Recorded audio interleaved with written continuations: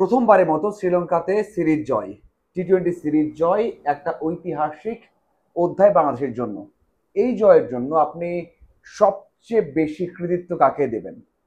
Junior তামিমের দারুণ batting, নাকি শেখ মাহাদির দুর্দান্ত বোলিং অথবা বোলিং তোপ? অবশ্যই দুইজনের অবদান রয়েছে, এছাড়া বেশ কিছু অবদান তো অবশ্যই আছে। লিটন দাস যে সময় বাংলাদেশ দল চাপে পড়লো একটা টোটাল চেজ করতে গিয়ে, যদিও টোটালটা খুব বেশি নয়, প্রথম বলে যখন ইমন ফিরে গেলেন সেই সময় লিটন দাস কিন্তু খুব ভালোভাবেই সেই চাপটা সামাল দিয়েছেন এবং খুব দারুণ ব্যাট করছিলেন। সেই দিক থেকে লিটন দাসের সেই ছোট ইনিংসকেও বলতে হবে যে কার্যকরী ইনিংস অথবা জয়ের জন্য অবদান রেখেছে। এছাড়া তাহিদ হৃদয়, তিনিও কিন্তু একটা কার্যকরী ইনিংস খেলেছেন। তবে এছাড়া আমার মনে হয় আর একটা বিষয় আছে, সেটা বাংলাদেশ জয়ের সবচেয়ে বেশি ভূমিকা পালন করেছে এবং আমি বিশ্বাস করি যে টস হওয়ার পরই অথবা কোনো বল মাঠে গড়ানোর আগেই বোঝা গেছে যে বাংলাদেশ দল এই ম্যাচ জিততে যাচ্ছে এবং সেখানে বড় ভুল করেছে স্বাগতিক শ্রীলঙ্কা নিজে।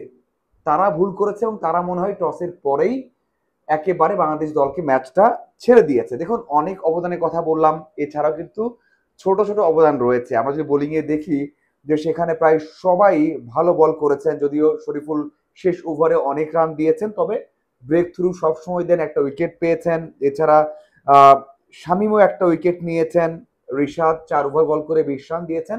সব দিক থেকে সবারই কিন্তু মোটামুটি একটা অবদান আছে।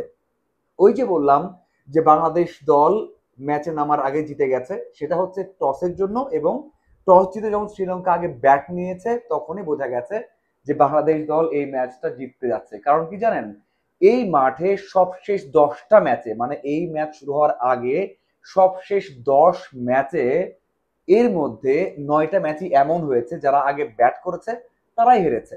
মানে সবশেষ 10 ম্যাচে 9টাতে তারা জিতেছে যারা চেস করেছে।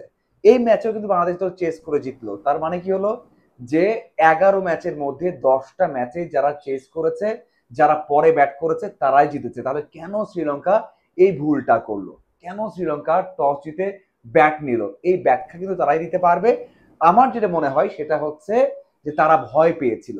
কারণ বাংলাদেশ দল সব সময় আগে ব্যাট করে যদি 150 বা 60 করে ফেলে, আমি এর আগেও এই কথাটা বলেছি, বাংলাদেশ দল 160 থেকে 70 রান করলে বা 150 আপ করলেই কিন্তু শ্রীলঙ্কা সেই রানটা চেস করতে পারে না। আমরা ওয়ানডে দেখি, আমরা টি-20 দেখি, সেখানেও কিন্তু তারা হেরে গেছে। তার মানে তারা ভয় পেয়েছিল যে বাংলাদেশ দলকে কিছু টার্গেট দিতে হবে। যদি 160-70 টার্গেট তারা দিতে পারে তাহলে বাংলাদেশ ম্যাচটা হেরে যাবে। সেই জন্য কিন্তু তারা সেই কাজটা করেছে এবং বাংলাদেশ দলকে একটা টার্গেট দিতে চেয়েছে এত বড় একটা রিস্ক নিয়ে। আমার মনে হয়, আমি তখনই মনে করেছি যে এই ম্যাচটা বাংলাদেশ দল জিতবে এবং সিরিজ জিতবে। এই যে সিরিজ জিতলো, কি হলো বলুন তো? বাংলাদেশ দল এই যে ট্যুরে গেল, শ্রীলঙ্কা সফর কি বাজে গেল, খারাপ গেল? কোনোভাবেই না। আমার কাছে মনে হয় খুবই সাকসেসফুল একটা ট্যুর কিন্তু বাংলাদেশ কাটালো। পুরো টুর্নামেন্টে, পুরো সিরিজে বাংলাদেশ দল বা পুরো সফরে বাংলাদেশ দল ম্যাচ খেলেছে কয়টা? 2, 3 এবং 3। তার মানে 8টা ম্যাচ খেলেছে। 8টা ম্যাচের মধ্যে বাংলাদেশ জিতেছে কয়টা? 3টা। হেরেছে কয়টা? 4টা। একটা ম্যাচ ড্র হয়েছে, মানে ডিফারেন্সটা একটা জায়গাতে। সেই একটা ম্যাচের জন্য বাংলাদেশ দল 2টা সিরিজ কিন্তু হেরে গেছে, একটা সিরিজ জিতলো। টেস্টে একটা ড্র, বাংলাদেশ সিরিজ হারলো। ওয়ানডেতে 2-1 হেরে গেছে, যেখানে বাংলাদেশ দল 2-1 জিততে পারতো।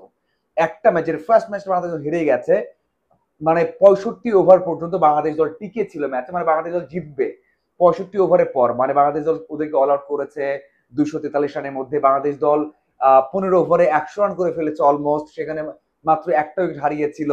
এরপর বাংলাদেশ দল ম্যাচটা হেরে গেছে, খুব বাজেভাবে হেরে গেছে। তার মানে কি পুরো সিরিজে কিন্তু বাংলাদেশ দল ভালো করেছে। এই ট্যুরটা যদি দেখা হয়, বাংলাদেশ দল একটা খুব ভালো নোটে শেষ করলো। এই একটা জয়, এই একটা সিরিজ জয় বাংলাদেশ দলকে কিন্তু এই ট্যুরটাকে একেবারে সাকসেসফুল করলো। আমার মনে হয় এই জয়টা, এই সিরিজটা বা এই পুরো ট্যুরটা বাংলাদেশ দলকে সামনের পথে অনেক এগিয়ে নিয়ে যাবে।